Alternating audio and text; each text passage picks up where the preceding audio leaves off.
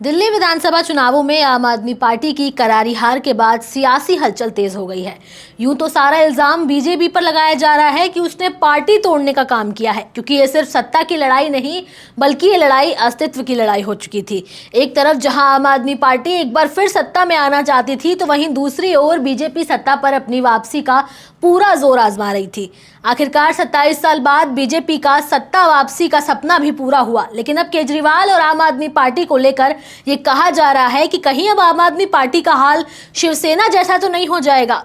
वो क्यों कहा जा रहा है आपको बताएंगे, लेकिन उससे पहले आप हमारे चैनल द हिंदी टॉप को सब्सक्राइब करें, बेल आइकन दबाना ना भूलें ताकि आप तक पहुंचे हमारी हर खबर सबसे पहले। राजनीति एक ऐसी पंक्ति है जो कभी सीधी होती है तो कभी उबड़ खाबड़ हो जाती है और फिर कभी अस्थिर हो जाती है। जिनका एक समय तक साथ रहता है वो अचानक ही अलग हो सकते हैं।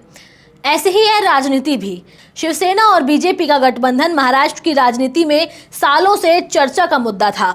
दोनों ही पार्टियों ने मिलकर 2014 में विधानसभा चुनाव लड़ा था और सत्ता में आई थी, लेकिन जैसे जैसे समय बीतता गया दोनों के बीच अंदरूनी मतभेद शुरू हो गए।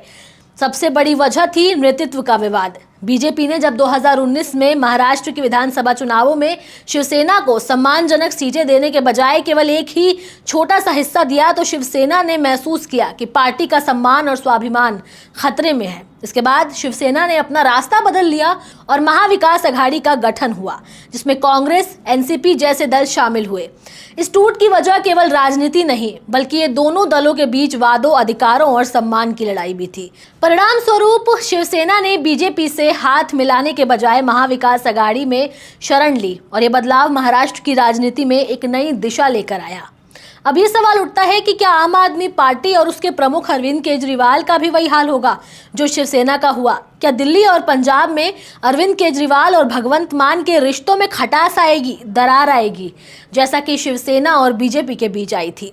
दिल्ली और पंजाब दोनों ही राज्यों में आम आदमी पार्टी की सरकार है। दिल्ली में केजरीवाल की पकड़ मजबूत थी, जबकि पंजाब में भगवंत मान ने अपने नेतृत्व से पार्टी की पकड़ को मजबूत किया था।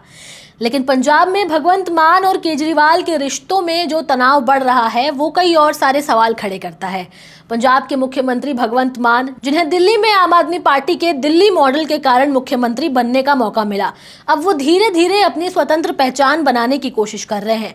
शुरुआत में आम आदमी पार्टी और भगवंत मान के रिश्ते बहुत अच्छे थे, लेकिन समय के साथ दोनों के बीच कुछ मतभेद भी सामने आने लगे, जिसमें सबसे बड़ा कारण बना दोनों नेताओं की राजनीतिक महत्वाकांक्षाएं। जबकि अरविंद केजरीवाल दिल्ली में अपनी पार्टी की राष्ट्र पहचान बनाने के लिए काम कर रहे थे, वहीं भगवंत मान पंजाब में अपनी छवि को बनाने की कोशिश कर रहे हैं। इससे ऐसा लगता है कि एक दिन ऐसा हो सकता है जब भगवंत मान अपनी राजनीतिक स्वतंत्रता के लिए दिल्ली से अलग हो जाएं।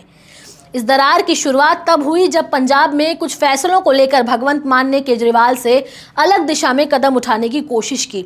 इससे ये संकेत मिलता है कि भगवंत मान के लिए पंजाब की राजनीति अब केवल केजरीवाल के प्रभाव से बाहर एक अलग दिशा की तलाश में हो सकती है।